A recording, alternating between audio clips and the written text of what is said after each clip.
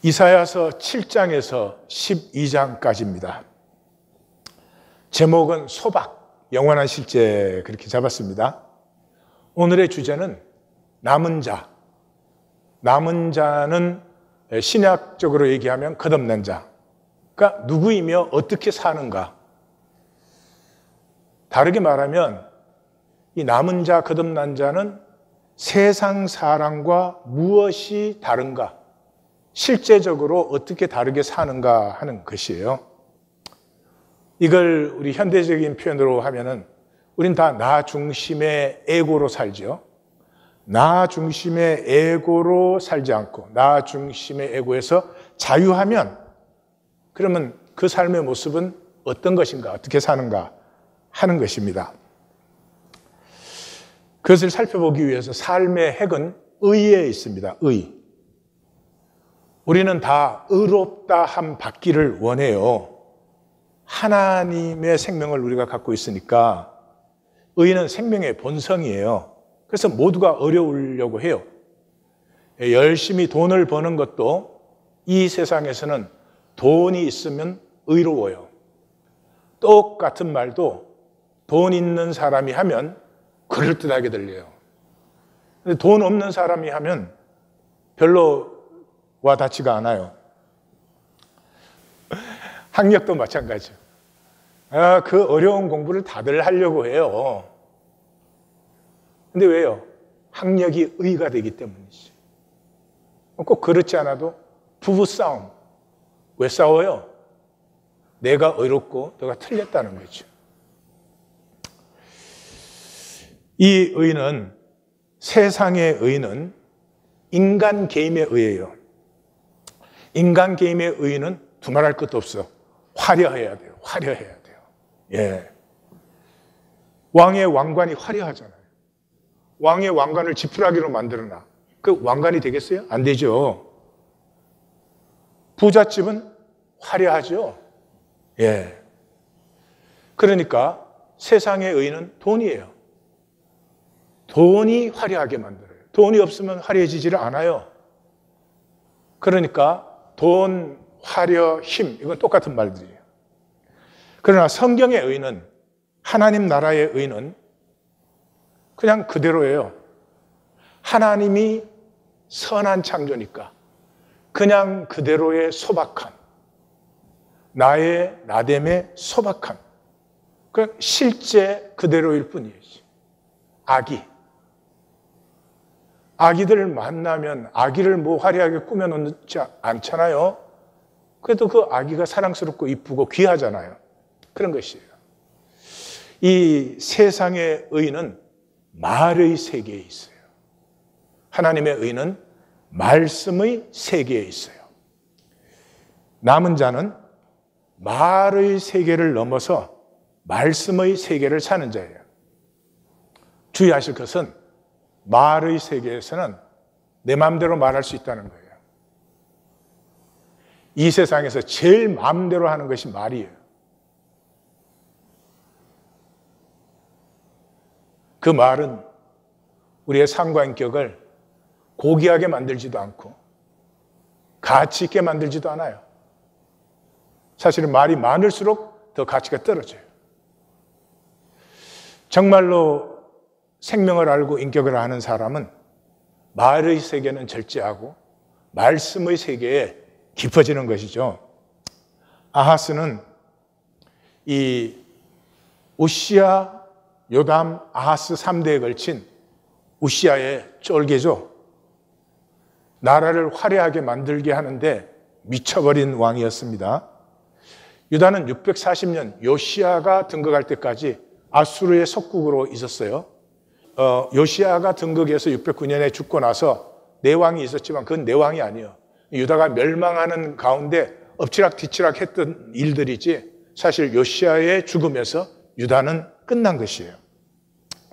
역대하는 이렇게 표현하고 있어요. 이는 이스라엘 왕 아하스가, 아하스는 분명히 유다 왕이에요. 그런데 이스라엘 왕이라고 계속 표현을 해요. 왜냐? 그가 망령되이 향하여 여호와께 크게 범죄하여 여호와께서 유다를 낮추었다. 이스라엘의 왕으로 불릴 만큼 바알을 숭배하고 여호와는 관두고 여호와의 종교조차도 멸시했던 사람이에요. 왜? 여호와의 종교는 다른 종교에 비하면 굉장히 소박하거든요. 그래서 이스라엘 왕들의 길로 행하여, 유다 왕인데 이스라엘의 왕들의 길로 행하여, 마치 이 시대의 기독교인이 세상의 길로 행하는 것과 똑같은 것이죠. 바알 우상 만들고 흰놈의 아들 골짜기에서 자기 자녀를 불살랐어요. 그 몰렉 숨기는 거예요. 몰렉. 그리고 산당과 작은 산 위와 모든 푸른 나무 아래서 제사를 드리며 분향하니라. 그래서 에돔과 블레셋이 침공해 왔을 때는 아수르의 도움을 청합니다. 그런데 아수르 왕 디글랏필레셀이 그에게 이르렀으나 돕지 아니하고 도리어 그를 공격하였습니다. 아수르의 정책은 가나안을 정복하는 거죠. 그러니 차별이 없는 것이죠. 그래서 아수르의 축발을 던졌지만 오히려 당한. 열왕기서는 아하스 왕이 아수르 왕 디글랏필레셀을 만나러 다메섹에 갔다가 거기 있는 제단을 보고, 아람 신의 제단을 보니까 너무너무 화려하거든요. 그걸 카피해가지고 설계도 만들어서 유다에 보내서 이대로 제단 만들어라 그랬어요. 그래서 자기를 친 다메섹 신들에게 제사하여 이르되 아람 왕들의 신들이 그를 도왔으니 나도 그 신에게 제사하여 나를 돕게 하리라 하였으나 그 신이 아하스와 온 이스라엘을 망하게 하였다. 철저한 현상의 사람이에요. 주의할 것은 이 현상의 사람은 굉장히 종교적이라는 것입니다. 그저 힘이 된다 싶으면 어떤 종교 현상도 웰컴, 다 좋은 것이에요. 돈 된다, 힘 된다, 복 된다. 그럼 정신을 못 차려요. 그럼 그것을 신앙으로 생각해요. 미스터 아하스. 예. 왜 그래요? 상황이 전부니까요. 실제로 상황이 전부라는 말은 상황은 뭘로 파악하죠? 뇌로 파악해요. 뇌로. 뇌는 실제를 만난 적이 없어요. 이 오감의 전기 신호를 통해서 뇌는 자기 얘기를 만드는 거예요. 뇌는 실제가 없어요. 자기가 꾸민 얘기밖에 없어요. 뇌에는 진실이 없어요. 그래서 종교인은 뇌로, 머리로 말씀 생각하고 하나님 생각하기 때문에 하나님의 살아계심이 느껴지지 않아요. 하나님의 인격이 느껴지지 않아요. 종교인은 하나님이 살아계신다 다 알죠. 그런데 종교인은 언제나 하나님은 이렇게 불러내시면 깨어나는 사람. 그게 예배가 됐든 기도가 됐든 불러내면 깨어나시는 분이 하나님인 줄 알아요. 이 7장에서 9장 7절까지가 첫 번째 단락입니다. 오늘 세 단락인데 주제는 다 남은 자예요.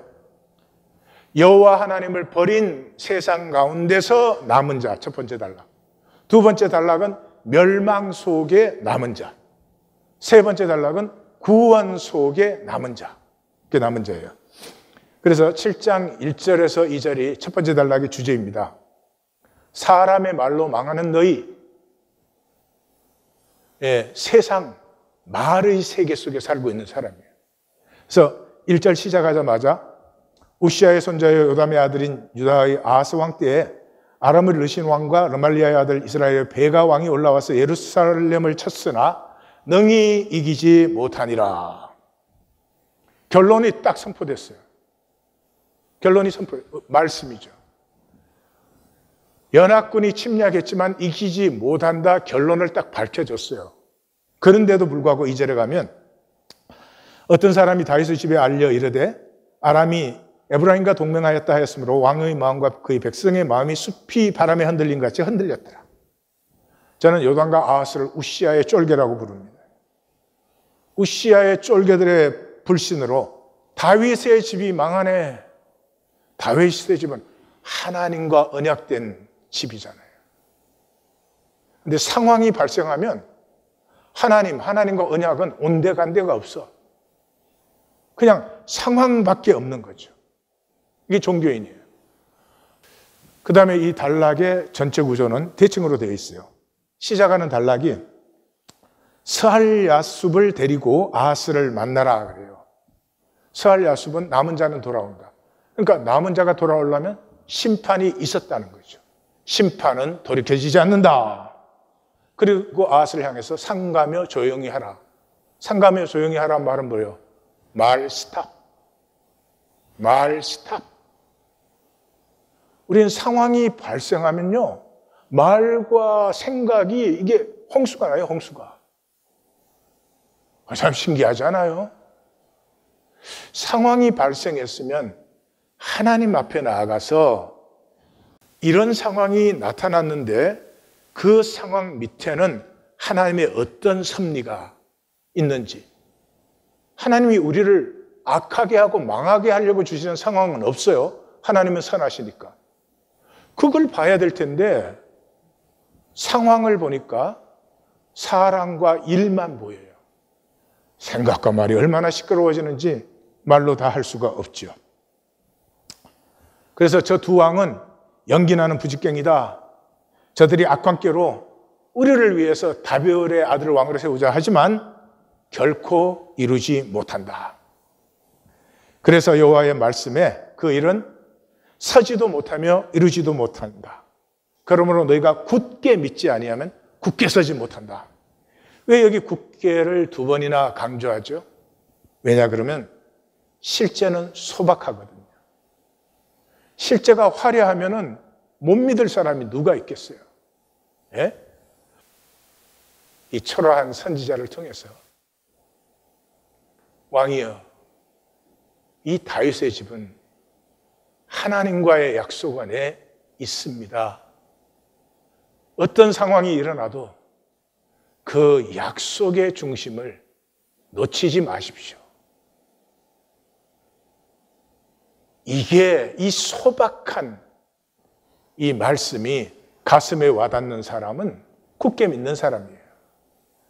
근데 현상이 화려해야 되는 사람은 아니죠. 그 다음 단락은 뭐예요? 주 여호와 하나님께서 징조를 구하라 그랬는데 아하스가 징조를 거부했어요. 첫째, 옳든 그러든 하나님 말씀의 쉐마가 먼저예요. 징조를 구하라. 그랬으면 그게 뭐 옳은 일이든 안 좋은 일. 아하스가 이제 하나님을 시험하는 게 옳지 않다 이렇게 정당화를 붙였죠. 이 생각이 어떻든 하나님이 구하라 그랬으면 쉐마가 먼저다. 그 다음에 하나님이 구하라고 할 때는 그 징조는 하나님을 시험하는 게 아니라 나를 점검하는 것이다. 마치 기드온처럼. 기드온은 사사기에 최고의 사사, 최고의 승리, 정말 여호와의 영광을 나타낸 사람이죠. 그런데 천사가 나타났을 때 어떻게 했어요? 잠깐만 기다려 주십시오. 가서 예물을 준비해 와서 바위 위에 얹고 그 예물을 하나님이 살르는 것을 보고 액셉트를 했습니다. 그 다음에 이제 전쟁 시작하는데 전투 시작하기 전에 양털을 마당에 놓고 처음에는 양털에만 이슬이 내리게. 그렇게 해주시니까 그 다음 날은 아니 확인하기 위해서 양털은 놔두고 양털 주변에만 이슬이 내리기. 지금 하나님을 점검하는 게 아니에요. 어떻게 이 지파 중에 가장 작은 지파에 가장 작은 나를 부르셨는가? 만약에 이 부르심이 착각이면 내가 민족을 멸망시키는 거예요. 나와 전투하는 사람도 다 죽겠지만 자기를 점검하는 거죠. 그리고 하나님이 부르셨다는 것을 확신했을 때는 그 모인 군대를 다 보내고 300명 남길 때까지 하나님에게 순종할 수 있었어요. 그럼 왜냐? 하나님이 부르신 일을 자기가 분명히 알고 있으니까.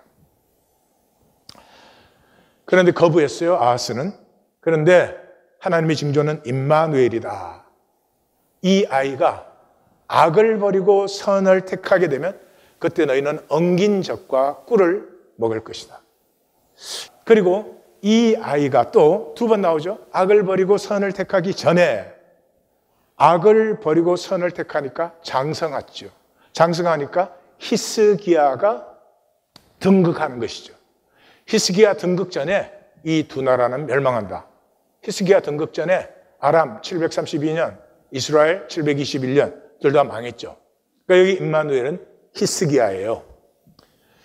기독교는 또 이것도 임마누엘 그러면 무조건 예수님이에요. 정답만 배운 사람. 그러면 이사야 선지 시대 사람들은 지금 하나님이 임마누엘 얘기하는데 아무런 의미가 안 되잖아요. 이거 앞으로 800년 후에 있을 일이야. 그동안은 아무도 이 말이 무슨 뜻인지를 몰라. 그래요? 아니에요. 하나님은 지금 그 시대 그 사람들에게 하나님의 말씀을 전가하는 거예요. 그리고 이 임마누엘은 히스기야예요. 그러나 이 말씀은 믿는 자의 가슴 속에 천천히 흐르는 실로아의 물이 돼서 계속 흐르면서 그 의미와 범위와 비전이 넓고 깊어지면서 이 약속이 완성된 자리가 예수 그리스도예요. 그 다음 단락은 뭐예요? 날이 6번 나오죠. 날이 6번 나오는데 에브라임이 유다를 떠날 때부터 당하여 보지 못한 날. 에브라임이 잘 살겠다고 유다에서 갈라져 나간 거 아니에요. 근데 그때로부터 당하여 보지 못한 날이 온다. 왜? 아수르 왕이 오는 날이니까. 그날은 파멸과 수치뿐이다. 그렇게 말하고 마지막 날, 마감 날이 찔레와 가시가 3번 나요. 그때 이 땅은 포도원, 농지, 목양지가 몽땅 찔레와 가시밭이 된다. 그리고 그 중심에 남은 자의 비전을 선포해요. 그때 한 사람이 어린 암소 하나와 2 양을 데리고 엉긴 젖과 꿀을 먹는다. 너무나 소박하죠. 여기 이제 이 단락에서 계속 나오는 것인데 저는 여기에서 드디어 하나님의 이 약속은 왜 그렇게 소박한가 하는 것을 드디어 만났어요. 그리고 그 중심은 이것이죠. 큰 서판에 통용 문자로, 큰 서판에 통용 문자, 모두가 아는 문자로 쓰니까 모두가 읽을 수 있어요. 뭐라고 쓰라고요? 마헬샬랄 하시바스, 노력과 탈취가 급하게 임한다. 그런 것이죠. 이 2번째 아이 이름이 마헬샬랄 하시바스죠. 그러니까 이 둘째 아이가 태어나서 엄마 아빠라고 말하기 전에, 그러니까 이건 벌써 2 나라가 멸망 직전에 와 있는 것이죠. 이 2 나라의 멸망이 눈앞에 있다. 왜? 천천히 흐르는 실로아의 물을 버리고 르신과 러말리아의 아들을 더 기뻐했기 때문에 너희는 701년을 만날 수밖에 없다 하는 것이에요. 이 6번의 날에 대칭되는 단락은 임마누엘이에요. 임마누엘이 뭐냐? 민족들아 함께 계획하라. 그러지만 패망이 3번 나와요. 끝내가 3번 나와요. 끝내 이루지 못해요. 왜요? 진짜 함께가 있으니까. 진짜 함께는 뭐예요? 하나님이 우리와 함께 하시기 때문에 너희의 함께하는 것은 패망한다. 그리고 여호와의 징조를 거부한 그 단락의 대칭 단락은 사람의 말을 따르기 때문에, 심지어 신접한 자, 마술사를 따라요. 그래서 여호와의 징조와 여호와의 말씀을 버렸기 때문에 선지자는 이 말씀을 봉함하라. 이 말씀이 반드시 이루어진다는 것을 역사가 볼 때까지 이 말씀을 간수해 두어라. 그리고 나는 야곱의 집에 대하여 얼굴을 가리는 여호와를 기다리노라 바라노라. 그리고 이 징조와 말씀을 버린 결과로 3번의 흑암이 선포됩니다. 환난의 흑암, 고난의 흑암, 심한 흑암. 이 흑암에서부터 피어나는 노래가 9장 1절에서 7절까지예요. 빛이 있으리로다. 해변의 갈릴리와 요단저평 이방의 갈릴리를 영화롭게 하셨다. 이게 그 노래예요. 1절에서 2절은 고통과 흑암이 지난 후, 3절에서 5절까지는 그래서 전쟁이 완전히 끝나버린 샬롬의 자리에 더 이상 군인들의 벗겨진 신발이 없는 그 자리에 한 통치가 나타나요. 생명의 통치가 나타나요. 이건 제가 설명할 차원이 못 돼요. 그래서 우리 한번 같이 읽어보겠습니다. 이는 한 아기가 우리에게 낳고 한 아들을 우리에게 주신 바 되었는데 그의 어깨에는 정사를 메었고 그의 이름은 기묘자라 모사라 전능하신 하나님이라 영존하시는 아버지라 평강의 왕이라 할 것임이라. 그 정사와 평강의 더함이 무궁하며 또 다윗의 왕자와 그의 나라에 군림하여 그 나라를 굳게 세우고 지금 이후로 영원히 정의와 공의로 그것을 보존하실 것이라. 만군의 여호와의 열심히 이를 이루시리라. 느껴지십니까? 제국의 통치는 얼마나 화려하고 힘이 있습니까? 근데 하나님의 통치는 한 아기, 그 한 아기의 순수한 생명이 피어난 통치, 그게 기술도 하고 온갖 조작도 하고 그런 것이 아니라 하나님이 창조하신 생명으로부터 피어난 통치가 이 땅에 이루어질 때가, 그럼 저절로 생각나지 않으세요? 벌거벗은 예수 그리스도가 학력도 경력도 이력도 내세우고 다른 사람에게 소개할 것이 아무것도 없는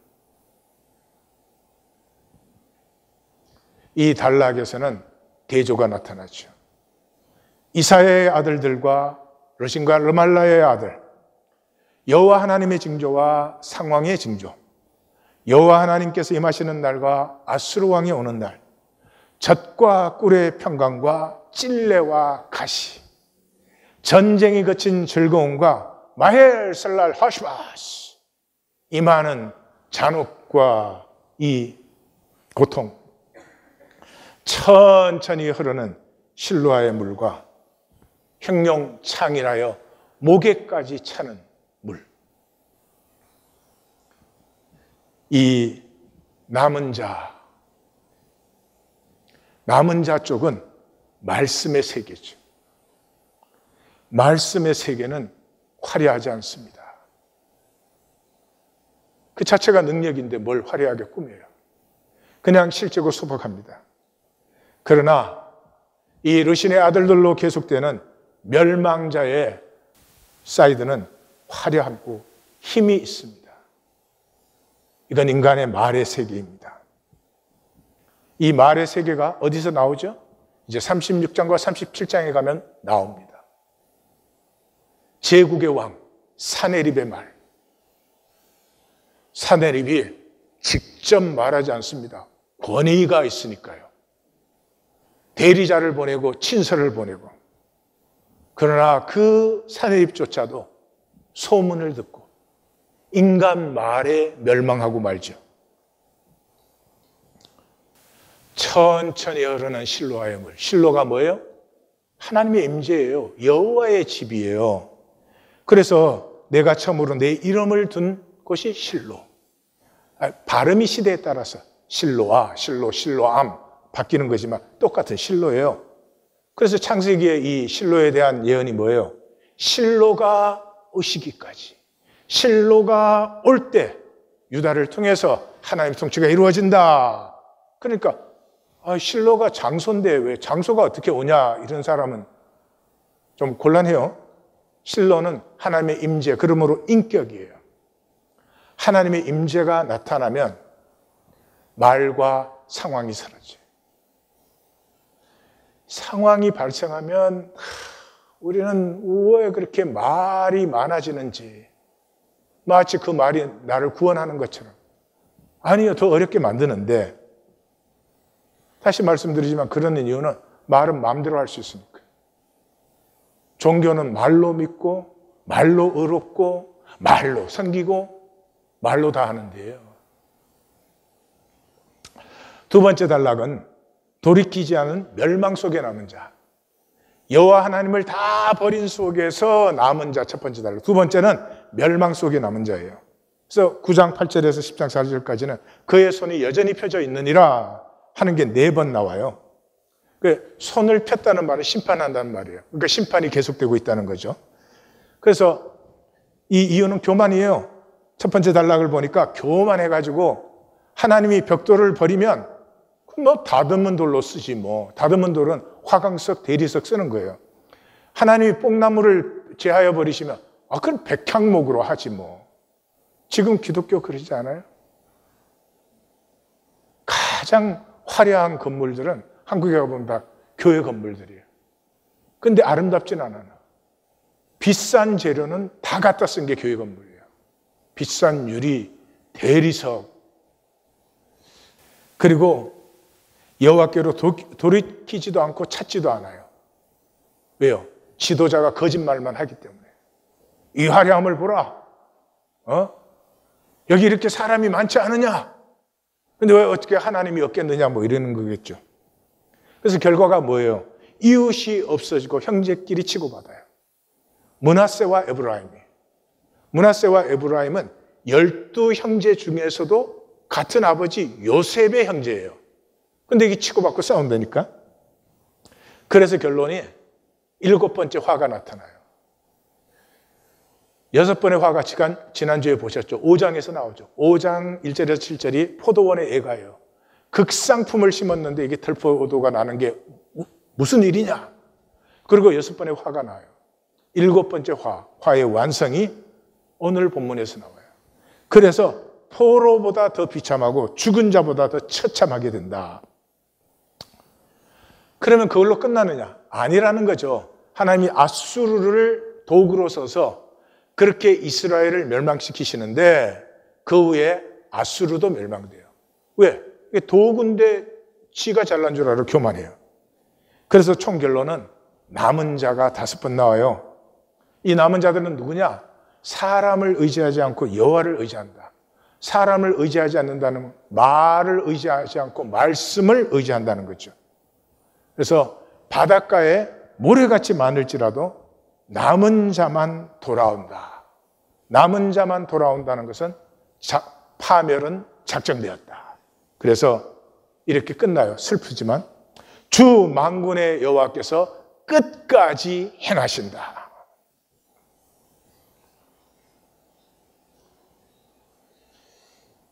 왜 교만하죠? 화려하려고. 또 좀 화려한 것 같으면. 생명 가치는 몸으로만 피어나요. 몸으로 하는 것은 다 소박해요. 걷는데 뭐 화려할 수가 없어요. 그런데 이 화려하다는 말은 돈의 세상이죠. 화려하게 만드는 건 돈이니까요. 근데 제일 슬픈 건 저는 생각해 보면 이래요. 이제 자녀를 기르는데 몸으로 안 길러요. 잘못했다 그런 얘기가 아니에요. 세상이 몸으로 기를 수 없는 세계예요. 돈으로 길러요.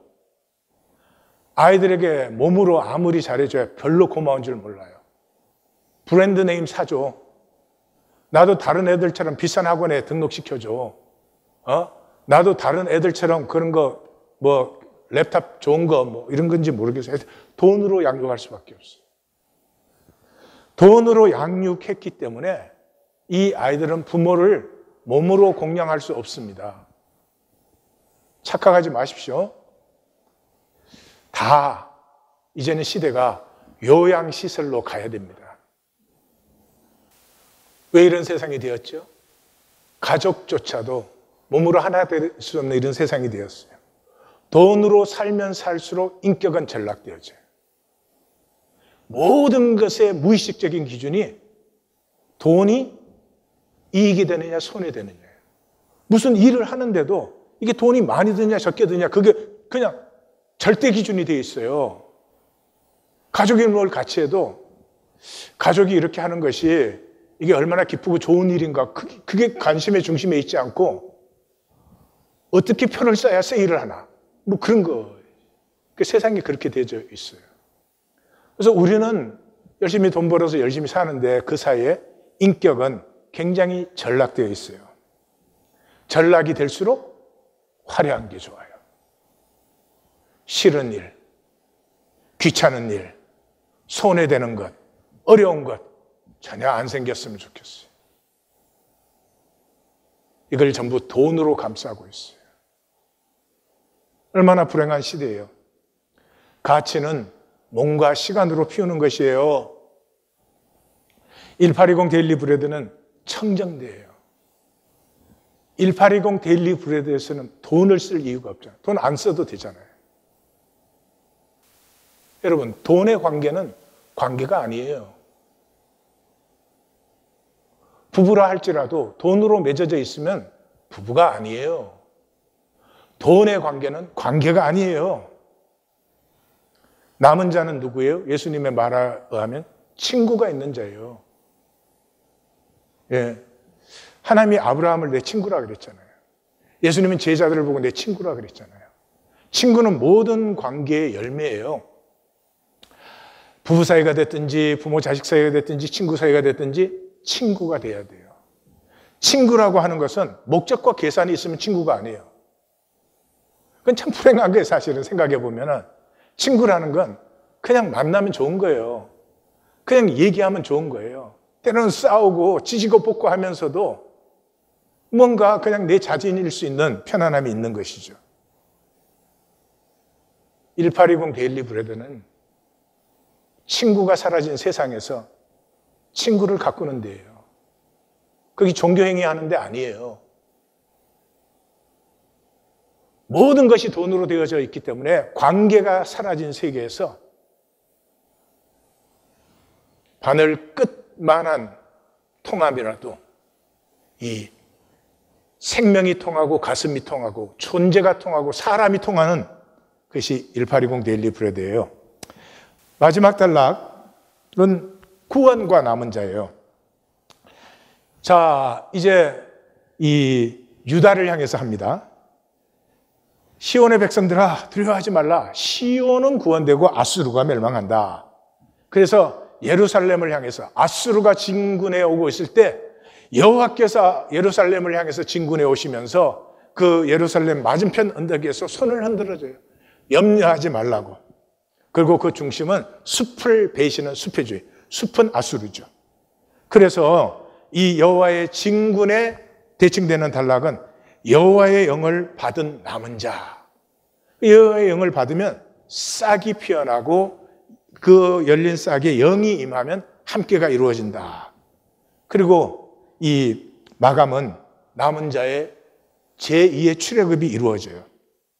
여기 읽을 때 굉장히 가슴이 먹먹해지는 그런 본문입니다. 이스라엘과 유다의 남은 자들이 돌아와요. 분리돼서 원수같이 싸웠잖아요. 그런데 하나가 돼서 돌아와요.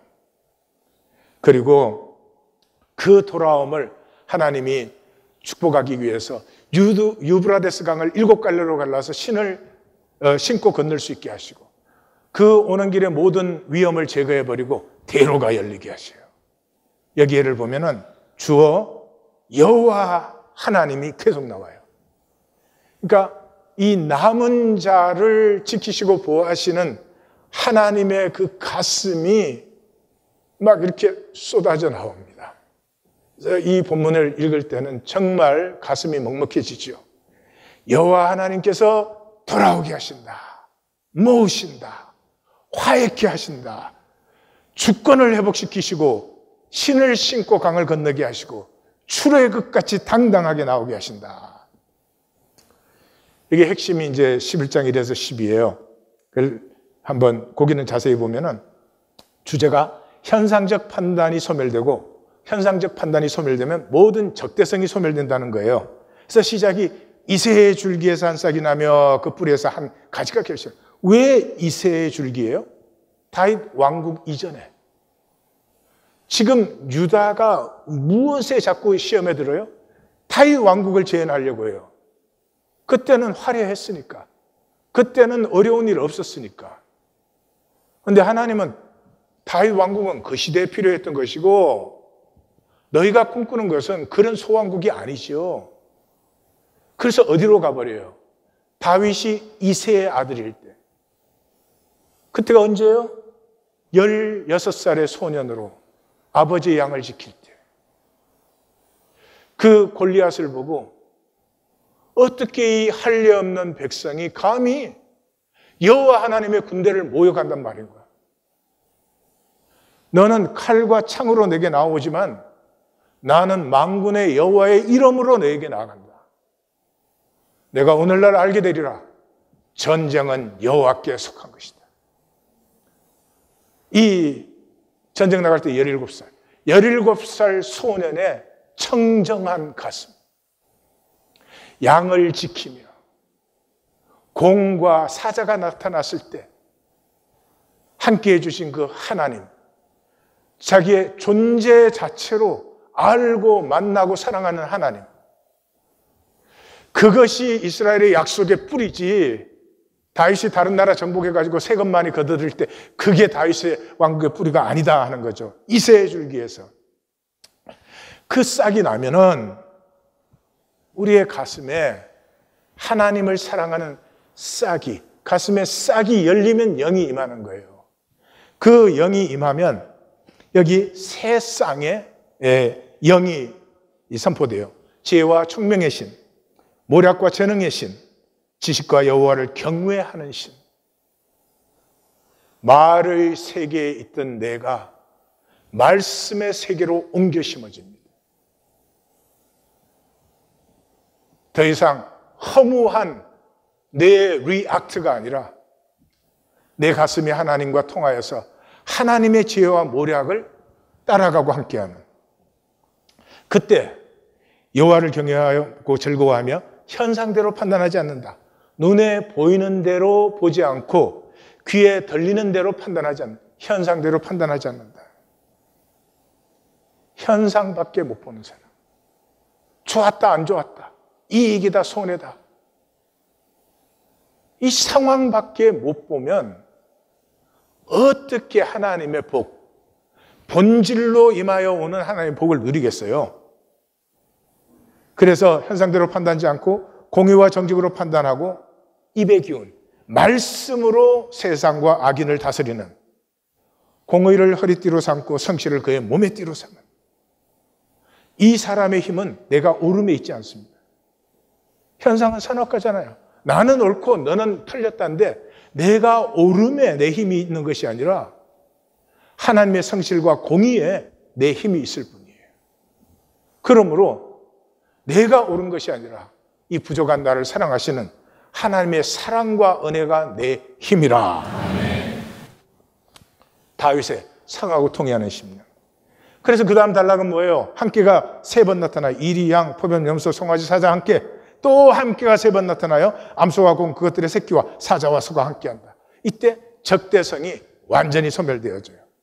젖먹는 아이가 독사의 구멍에 손을 넣고 장난쳐도, 젖된 아이가 독사 굴에 손을 넣어도 해됨도 상함도 없는, 내 나라 모든 곳에는 해됨도 상함도 없으니 이는 물이 바다를 덮은 같이 여호와를 아는 야다가 세상에 충만하기 때문이라. 그때는 아무도 머리로 하나님을 아는 종교가 아니라 가슴으로 하나님을 알고 하나님을 누리는 이 물결이 넘치기 때문에 그때 이새의 뿌리에서 한 싹으로 돋아난 기치가 만민이 돌아오는 목표점이 되는 것이다. 그래서 총결론은 12장 1절에서 6절은 임마누엘은 누군가? 이 임마누엘의 남은 자는 선포하는 자예요. 감사를 선포하고 찬송을 선포해요. 남은 자십니까? 하나님에 대한 감사와 찬양이 내 속에 살아 있습니다. 좋은 일이에요. 때로는 어렵고 힘들 때 있잖아요. 근데 그때 감사하고 찬양하고 나면은 새 기운이 나잖아요. 또 새로운 지혜가 주어지기도 하죠. 그래서 여기에는 구원이란 말이 3번 나와요. 구원이 3번 선포되면서 그 기쁨, 구원의 기쁨 때문에 자헬라메야, shout and cry. 이 내게 임한 하나님의 사랑과 은혜가 기뻐 외치지 않을 수 없는 이것이 남은 자다. 이것이 이 단락의 총결론이에요. 하나님의 아름다움으로 아름다운 자들. 꾸며서 만든 게 아니고 돈으로 만든 게 아니고, 돈으로 만들 수준이면 나도 한번 해봤으면 좋겠는데 우리는 돈으로 만드는 수준은 아니고 돈으로 비슷하게 꾸미는 수준. 그 평생 해요? 그 평생 그걸 살아요? 내 생명을 거기에 드려요? 하나님의 아름다움. 창세기 1장에 좋았더라 좋았더라 심히 좋았더라가 내 존재와 삶을 통해서 펼쳐지는 이 꿈을 어떻게 버릴 수가 있겠습니까? 우리의 꿈이요, 하나님 교회의 꿈이 되기를 주의 이름으로 축원합니다. 아멘. 자, 남은 자의 비전은 중심이 소박함이에요. 왜? 실제니까 소박해요. 그래서 지난주에 본 그 남은 자의 비전 4장 2절에서 6절이 싹, 초막, 그저 그늘이 되고 피난처가 되고, 오늘 9장 1절에서 7절의 노래에서도 고통과 흑암과 전쟁 후에 잔치가 피어나는데, 이 잔치는 그냥 생명에서 피어난 잔치. 그리고 오늘 마지막에서 본 11장 1절에 10절에도 한 싹, 한 가지에서 말씀이 피어나면서 함께가 이루어지는, 우리 하나님 교회는 제가 설명 안 해도 되죠? 이 함께가 성경의 중심이다. 그래서 신약 시작하자마자 그의 이름을 예수로 하라. 이는 그가 자기 백성의 죄를 저희 죄에서 구원하실 자임이라. 어떻게? 임마누엘, 하나님의 함께 하심으로. 그래서 마가복음의 복음의 핵심이 뭐냐? 이에 12를 세우셨으니 이는 자기와 함께 있게 하시고, 함께 있고, 친구, 그것이 구원이에요. 종교적인 생각 버리세요. 교회 출석하니까 내 구원 받았지. 생각과 말은 마음대로 하는 거지만 말씀으로 점검을 하세요. 말씀으로. 10장 20절에 이 비전에 여러 군데지만 몇 군데만 보십시다. 그날에 이스라엘의 남은 자와 야곱 족속의 피난한 자들이 다시는 자기를 친자를 의지하지 아니하고 이스라엘에 거룩하신 이 여호와를 진실하게 의지하리니. 여기 뭐 어마어마한 승리를 거둔 영웅들이 아니에요. 어려운 가운데서 잘 견뎌낸 뭐 역전의 용사들이 아니에요. 뭐라고요? 진실하게. 가슴에 진실이 있어요. 어쩌면 남은 자는 신앙으로 잘 살지 못할지도 모르겠어요.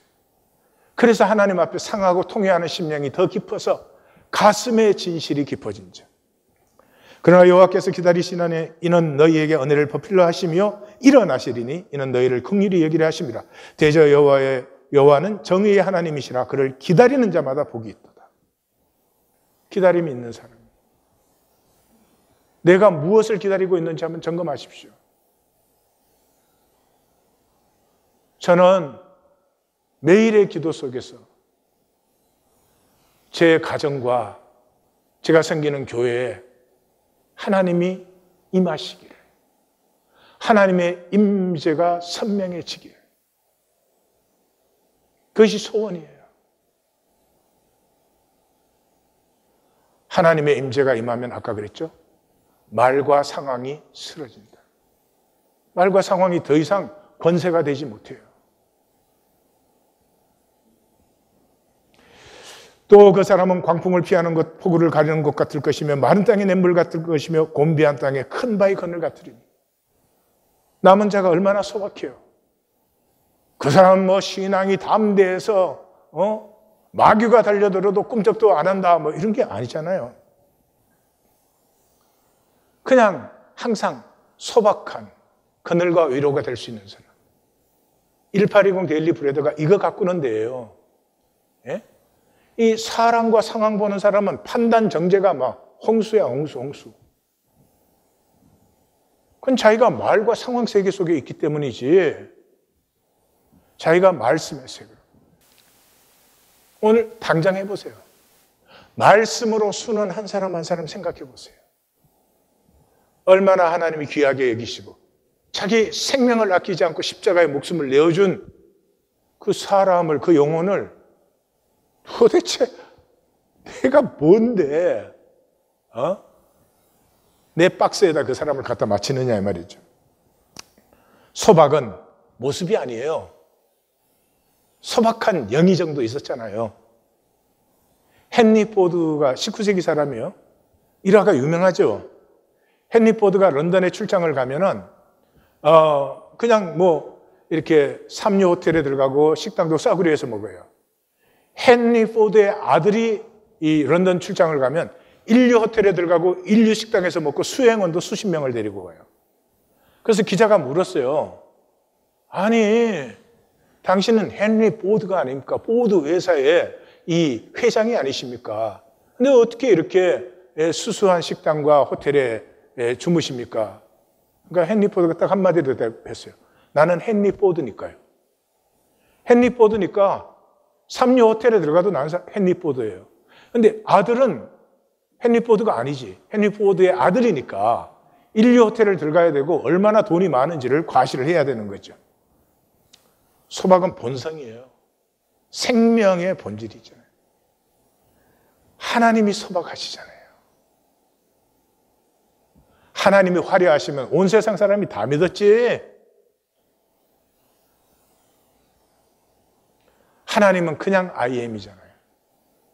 이 고대 각 나라의 애굽, 아수르, 바벨론의 이 신들이 얼마나 강한 힘이요, 얼마나 화려장엄한지를 나타내고 있을 때 하나님은 내 성전에는 계단도 만들지 말아라. 내 솔로몬이 계단을 얼마나 높게 만드는지 말도 못해요. 하나님 그냥 가만 계셔도 하나님이니까 그 하나님 안에 있는 사람은 그냥 나일 수 있어요.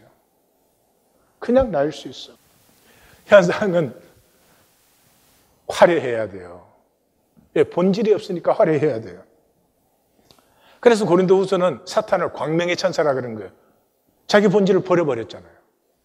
그러니까 뭔가를 화려하게 보여야 되는 거죠. 그래서 화려해야 되기 때문에 삶이 수고하고 무거운 짐이 됐어요. 무엇을 먹을까 마실까 입을까? 그냥 먹고 마시고 이쁘면 되잖아요. 근데 이걸 화려하게 먹고 화려하게 입고 화려하게 마셔야 되니까 이게 무슨 저는 이해가 도대체 안 가는 일입니다. 에? 식구와 먹든 친구와 먹든 정말 서로 사랑하면서 먹음을 기뻐하면서 먹는 게 중요하지. 아니 비싼 레스토랑에 고급 음식이 더 중요해요? 그럼 벌써 이상해진 거죠. 여러분 이사야 선지서에서도 뭐라고요? 이 3장에서 우리는 보았죠. 이스라엘이 심판받게 되는데 너희들 이 심판을 받지 않으려면 장신구를 떼라. 얼마나 길게 얘기해요. 3장 16절에서 4장 1절까지 장신구를 떼라 그러잖아요. 출애굽기에서도 이 아론의 금송아지 만들었을 때 하나님이 뭐라 그랬어요? 나는 너희를 더 이상 인도하지 않는다. 너희를 멸망시키겠다. 그러니까 모세가 막 중보해가지고 무슨 하나님이 또 모세가 중보했다고 마음을 바꾸냐. 그래가지고는 좋다. 그럼 내가 너희를 다시 인도하는 조건이 뭐였어요? 장신구를 떼라. 출애굽기 33장 장신구를 떼라. 우리 인생이 뭐예요? 장신구 만들기예요. 장신구. 학력이라는 장신구. 예? 이런 거 소유했다는 장신구. 지금 하나님의 생명과 이 세상에 그게 비교할 바가 되는 거예요. 공중의 새와 들의 백합화를 보아라.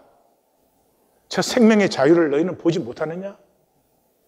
너희처럼 얽매여 사는 존재가 이 우주에 어디에 있느냐? 너희처럼 얽매여가지고 열등의식, 수치, 낮은 자존감, 몽땅 그냥 다 시달리는 소박하다는 말은 품는다는 말이에요. 자식과 관계는 소박한 관계잖아요. 그러니까 자식은 품지 않아요? 만드는 게 아니에요. 왜 품어요? 어떤 상황이 왔어도 그 상황 뒤에는 하나님의 섭리의 선함과 합력하여 선을 이루는 하나님의 뜻이 들어있기 때문에 그것을 신뢰하는 것이죠. 그것을 품는 것이죠. 그러니까 소박의 반대는 품지 못하는 거예요. 내 마음대로 나를 위하여. 그 말은 뭐예요? 상황뿐이에요. 내 마음대로 내 뜻대로 돼야 되는 건 상황이 상황. 그러니까 상황밖에 안 보이고 본질을 보지 못하기 때문에 이 상황이 내가 원하는 대로 발생하지 않으면 어떻게 해요? 중심을 조작해요. 여우가 포도를 따먹고 싶어서 막 점프하다가 못 따먹으니까 돌아서면서 에이 어차피 신 거야. 예? 이 상황밖에 못 보기 때문에 그 상황에 나는 항상 옳은 사람이 돼야 돼. 그래 옳은데 왜 이렇게 어려운 일이 생겼지? 내가 피해자지. 그럼 너는 가해자가 돼야지. 부부간에도 이 일하는 거 아니에요. 이 일하는 거 아니에요. 좀 어렵고 힘들면 나는 피해자고 너는 가해자라는 거지. 이 선악과의 세계. 여러분 세상에서 제일 유치한 게 나는 선이고 너는 악하다. 이건 유치한 게. 예, 그런 경우에 이야기는 자기가 이미 결정해 놓았어요. 이게 진실이냐 사실이냐 이런 건 아무런 관심이 안 돼요. 나를 정당화하기 위해서 이야기는 이렇게 돼야만 되는 거죠.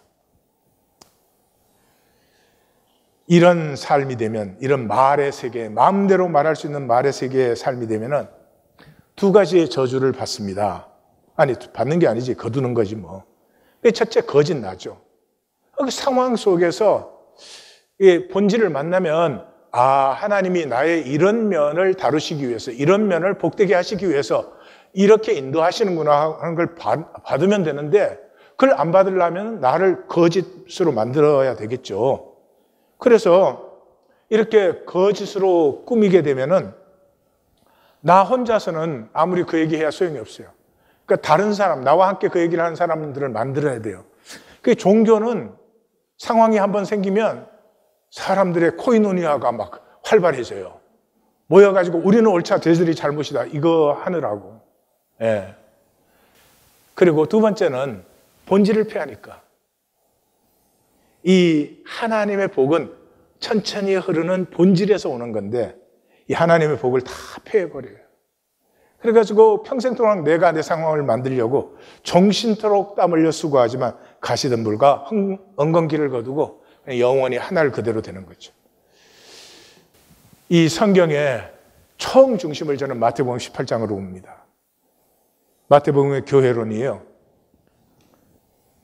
이 남은 자가 누리는 하늘의 정체성이에요. 시작이 큰 자가 누구냐? 어린아이 같은 자예요. 마감이 큰 자가 누구냐? 7번에 7번씩 용서하는 자예요. 그 안에 작은 자를 품는 자가 이 하나됨을 누리는 자예요. 그래서 거기는 이 두 사람이 함께 기도하면 하나님께서 그것을 이루어요. 핵심은 이 중앙에 있어요. 길 잃은 한 마리 양, 범죄한 한 형제. 한 형제니까 교회의 형제예요. 길 잃은 양 한 마리를 찾기 위해서 99마리를 산에 두고 그럼 버린 거예요. 말의 세계, 현상의 세계에서는 있을 수가 없는 일이죠. 한 마리를 찾으려고 99마리를 버리냐고. 이게 생명의 세계죠. 집에 어린아이가 죽어가요. 집에 안에 재산을 다 버려도 그 아이를 살리려고 하죠. 아니, 살릴 가능성이 없어도 살리려고 하죠. 이게 생명의 세계예요. 그래서 범죄한 한 형제가 있으면 그 사람만 상대하여서 권고하라. 그 사람만 상대할 수 있는 건 뭐예요? 그 사람의 범죄가 사실이니까. 자기가 그것을 분명히 알고 있으니까. 그리고 그 사람만 상대하여서 권고하려면 얼마나 많은 기도를 하고 가겠어요. 그래서 말을 안 들으면 두세 정인을 세워라. 두세 정인을 세운다는 건 그것이 실제인 것이죠. 그래도 안 들으면 교회가 건면하고 교회가 건면해도 안 들으면 그 사람은 하나님의 영이 있는 사람이 아니다. 교회는 다니고 있지만 하나님의 사람이 아니다. 여기서 중요한 것은 종교는 거꾸로 하죠. 뭐 누가 카더라 뭐 했다더라 이러면은 그 사람은 없는 뒤에서 얘기를 해요. 뒤에서 얘기할 뿐만 아니라 자기들끼리 얘기에 점점 힘을 얻어요. 사실도 정인도 없어도 그 그룹에서는 그게 실제가 돼버려야 돼요. 근데 왜 그렇게 할까요, 우리가? 그게 우리가 다 하는 일이에요. 그래서 제일 싸움이 많은 데가 교회 아니에요. 왜 그렇게 할까요? 오르니까. 오르니까. 내가 오르니까. 그러니까 내가 오르면 굉장히 잔인해진다는 사실을 알아야 돼요. 내가 옳으면 상대방을 마귀화시켜요. 상대방은 잘못되고 틀렸어요. 하나님 앞에서는 옳고 그름이 아니에요. 내 가슴에는 하나님은 나를 긍휼로 품으셨는데 내 가슴에 긍휼이 있는가 하는 것이죠. 그런데 이게 굉장히 역설적이에요. 예. 이 잘못되었다고 판단하고 정죄하는 상대가 의로울 경우에 더 힘을 얻어요. 저는 왜 이런 일들이 일어날까 생각을 해봤는데 그런 것 같아요. 이 싸구려 반전. 훨씬 훌륭하고 나보다 잘난 것 같았는데 그 사람이 아니래. 그러면 갑자기 나도 괜찮아지는 거지. 저런 사람보다 내가 나으니까. 굉장히 싸구려 반전. 이 종교의 모습이 안타깝습니다. 1820 데일리 브레드는 몸과 시간으로 가꾸는, 그래서 이 돈으로 사는 화려해야 되는 거짓 세상 속에서 내 존재와 내 삶의 소박함을 회복할 수 있는 유일한 길입니다. 1820 데일리 브레드마다 생명의 소박함으로 우리가 서로 길벗대어 함께 손잡고 격려하며 위로하며 하나님을 만나는 그날까지 함께 나아가시는 우리 하나님 교회가 되십시다. 기도하십시다.